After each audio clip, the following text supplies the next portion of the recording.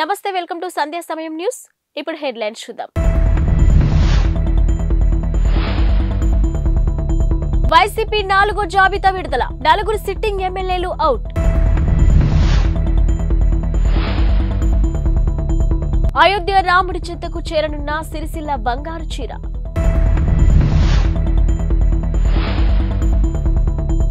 మణిపూర్లో మళ్లీ మొదలైన హింస, 7 మృతి. వచ్చే ఎన్నికలకు సంబంధించి వైసీపీ నాయకత్వం మార్పులు చేర్పులు చేస్తున్న సంగతి తెలిసిందే.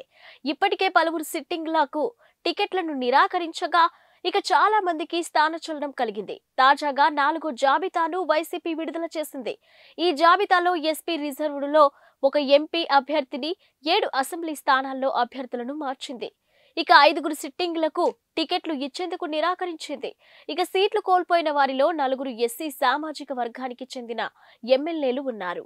నందికొట్కూర్, తిరువూరు, సింగనమల, మడకశిర నియోజకవర్గాల సిట్టింగ్లకు టికెట్లను నిరాకరించారు. ఇక deputy CM Gangadhara Nellore MLA నారాయణస్వామిని చిత్తూరు పార్లమెంటుని నియోజకవర్గ ఇన్ఛార్జిగా నియమించారు. సిరిసిల్ల చేనేత కార్మికుడు హరిప్రసాద్ కు అరుదైన గౌరవం దక్కబోతుంది. ఆయన రూపొందించిన బంగారు చీరను అయోధ్యకు పంపిస్తున్నారు. ఇక బీజేపీ జాతీయ ప్రధాన కార్యదర్శి, కరీంనగర్ ఎంపీ బండి సంజయ్ ఈ చీరను పరిశీలించారు. ఈ సందర్భంగా ఆయన మాట్లాడుతూ ఈ నెల 26న ప్రధాని మోదీకి ఈ చీరను అందిస్తామని తెలిపారు. శ్రీరాముడి పాదాల చెంతకు చీరను చేరుస్తామని చెప్పారు. ఇక మరోవైపు హరిప్రసాద్ మాట్లాడుతూ 8 గ్రాముల బంగారం, 20 గ్రాముల వెండిని ఉపయోగించి 20 రోజుల్లో చీరను తయారు చేశామని తెలిపారు. శ్రీరాముడి చిత్రంతో పాటు రామాయణ ఇతివృత్తాన్ని తెలియజేసే చిత్రాలు ఈ చీరలో ఉన్నాయని వెల్లడించారు. ఇక చీరకు సంబంధించిన చిత్రాలను బండి సంజయ్ తన ఎక్స్ ఖాతా ద్వారా షేర్ చేశారు. ఇక ప్రధానమంత్రి చేతుల మీదుగా శ్రీరాముడి వద్దకు ఈ చీరను ఉంచేందుకే సిద్ధపరచడం సంతోషంగా ఉందని చెప్పారు. ఇక గతంలో అగ్గిపెట్టెలో చీరను ఉంచిన చరిత్ర సిరిసిల్లదే అని కొనియాడారు. ఇంతటి గొప్ప నైపుణ్యాన్ని సొంతం చేసుకున్న చేనేత రంగాన్ని ప్రోత్సహించాల్సిన అవసరం ఎంతైనా ఉందని పేర్కొన్నారు. ఇక చేనేత కార్మికులను ఆదుకునేందుకు తన వంతు కృషి చేస్తానని హామీ ఇచ్చారు.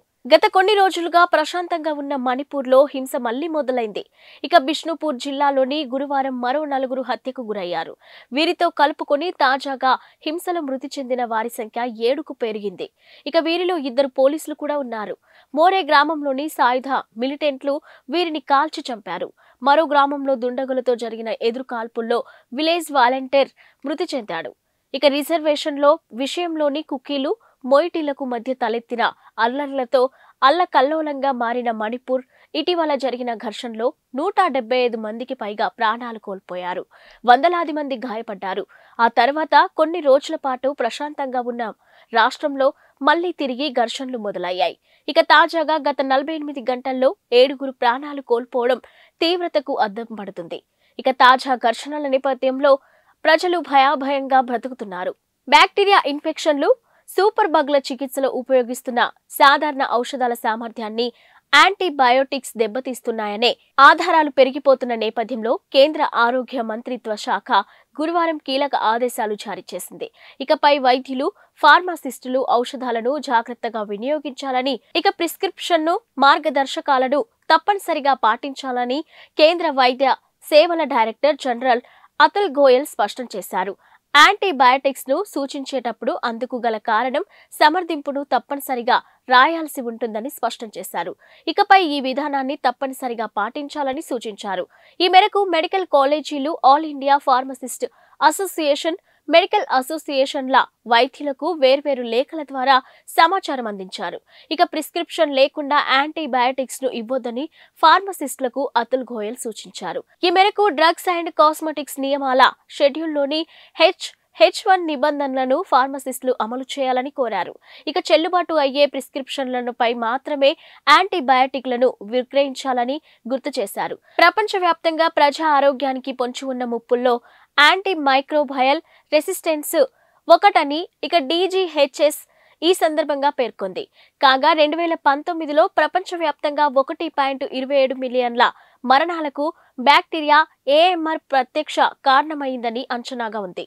అన్నపూర్ణ సినిమా వివాదంపై నటి నయనతార క్షమాపణలు చెప్పారు. ఈ సినిమా హిందువుల మనోభావాలను దెబ్బతీసే విధంగా ఉందంటూ తీవ్రమైన విమర్శలు వ్యక్తమవుతున్న నేపథ్యంలో ఇన్స్టాగ్రామ్ వేదికగా ఆమె స్పందించారు. తనకు తన సినిమా బృందానికి ఎవరి మనోభావాలను దెబ్బతీయాలనే ఉద్దేశం లేదని వివరణ ఇచ్చారు. ఓం చిహ్నం జై శ్రీరామ్ నినాదంతో కూడిన క్షమాపణ లేఖను నయనతార షేర్ చేశారు. ఇక సానుకూల సందేశాన్ని అందించేందుకు తాము చేసిన ప్రయత్నం అనుకోని రీతిలో ఇతరులకు బాధ కలిగించి ఉండవచ్చని ఆమె వ్యాఖ్యానించారు. ఇక సెన్సార్ అనుమతి పొంది గతంలోని థియేటర్లలో ప్రదర్శించిన సినిమాని ఓటీటీ ప్లాట్ఫామ్ నుంచి తొలగిస్తారని తాము ఊహించలేదన్నారు. ఈ సమస్య తీవ్రత ఏమిటో అర్థం చేసుకున్నామని నయనతార అన్నారు. భగవంతుణ్ణి సంపూర్ణంగా విశ్వసించే వ్యక్తిని తానని, ఇక దేశవ్యాప్తంగా ఉన్న దేవాలయాలను తరచుగా సందర్శించే వ్యక్తిని తాను అని ప్రస్తావించారు. ఇక అన్నపూర్ణ సినిమా ద్వారా ఎవరి మనోభావాలకైనా బాధ కలిగించి ఉంటే హృదయపూర్వకంగా క్షమాపణలు చెప్తున్నానని నయనతార అన్నారు. ఎన్నికల్లో ఓటర్లను ఆకర్షించడమే లక్ష్యంగా రాజకీయ పార్టీలు గుప్పిస్తున్న హామీలపై దేశవ్యాప్తంగా చర్చ జరుగుతుంది. ఇక ఉచితాలు సరికాదని, ఆర్థిక వ్యవస్థను నిర్వీర్యం చేస్తున్నాయని మేధావి వర్గాలు ఆందోళన వ్యక్తం చేస్తున్నాయి.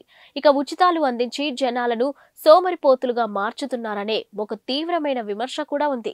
ఈ నేపథ్యంలోనే జై భారత్ నేషనల్ పార్టీ అధ్యక్షుడు సిబిఐ మాజీ జేడీ లక్ష్మీనారాయణ ఉచితాలకు తనదైన నిర్వచనం ఇచ్చారు. శారీరక సామర్థ్యం, పనిచేయగల వయసు ఉన్న ఏ వ్యక్తికి కూడా పని చేయకుండానే నగదు రూపంలో ప్రయోజనం అందించడాన్ని ఉచితాలు అంటారని అన్నారు. ఇక ఉచితాలను నిర్వచించమంటూ చాలా మంది తనను అడిగారని, ఫ్రీబీ అంటే ఇదేనని ఆయన అన్నారు. ఈ మేరకు గురువారం ఆయన ఎక్స్ వేదికగా స్పందించారు. యావత్ దేశం 1000 కళ్లతో ఎదురు చూస్తున్న అయోధ్య ప్రాణ ప్రతిష్ఠ కార్యక్రమానికి ముందు గురువారం కీలక ఘట్టం మొదలైంది. ఇక ప్రత్యేక పూజలతో మధ్యాహ్నం సమయంలో రామ్ లల్లా విగ్రహాన్ని ఆలయ గర్భగుడిలో పెట్టారు.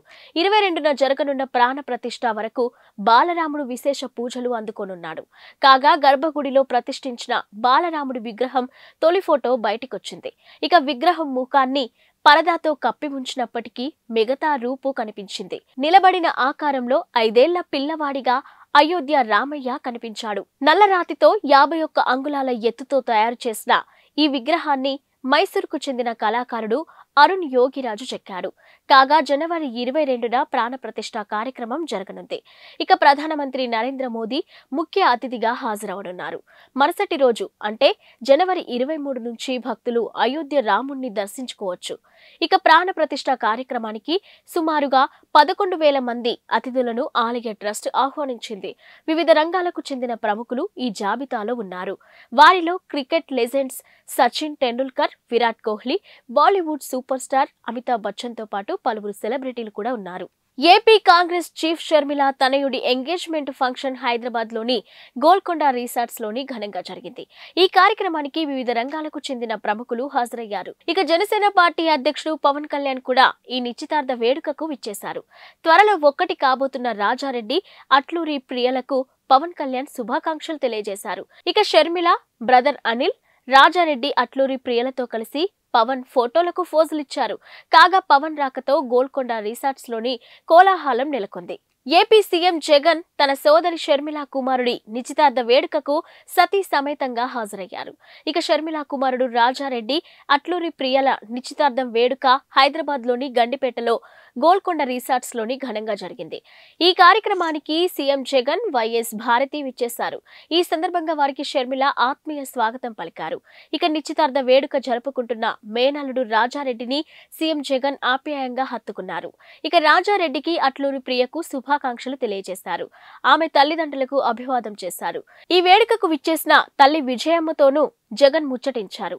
ఈ కార్యక్రమానికి వైసీపీ అగ్రనేత వైవి సుబ్బారెడ్డి కూడా విచ్చేశారు. గుజరాత్ లో విషాద ఘటన చోటు చేసుకుంది. పిక్నిక్ కు వెళ్లిన 16 మంది విద్యార్థులు ఇటీవల టీచర్లు నీట మునిగి ప్రాణాలు కోల్పోయారు. వడోదరాలోని హరిణి సరస్సులో ఈ దుర్ఘటన జరిగింది. వడోదరాకు చెందిన ఓ ప్రైవేటు పాఠశాల తమ విద్యార్థులను హరిణి సరస్సు వద్దకు విహారయాత్రకు తీసుకెళ్లింది. ఇక విద్యార్థులు సరస్సులో విహరించేందుకు ఓ పడవ ఎక్కారు. వారితో పాటే ఉపాధ్యాయులు కూడా ఎక్కారు. పడవ సరస్సులో కొంత దూరం వెళ్లగానే తిరగబడింది. ఆ సమయంలో పడవలో 27 మంది ఉన్నారు. వారిలో 18 మంది మృత్యువాత పడ్డారు. ఇక ఈత రాకపోవడంతో నీట మునిగిపోయారు. కొందరిని బోటింగ్ సంస్థ సిబ్బంది కాపాడారు. ఈ ప్రమాదంపై కేసు నమోదు చేసుకున్న పోలీసులు దర్యాప్తు ప్రారంభించారు.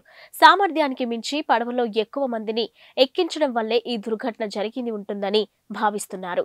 కాగా పడవలోకి ఎక్కిన వారికి లైఫ్ జాకెట్లు కూడా లేవని తెలుస్తుంది. ఇవి ఇప్పటివరకున్న బులెటిన్ అప్డేట్స్. Keep watching.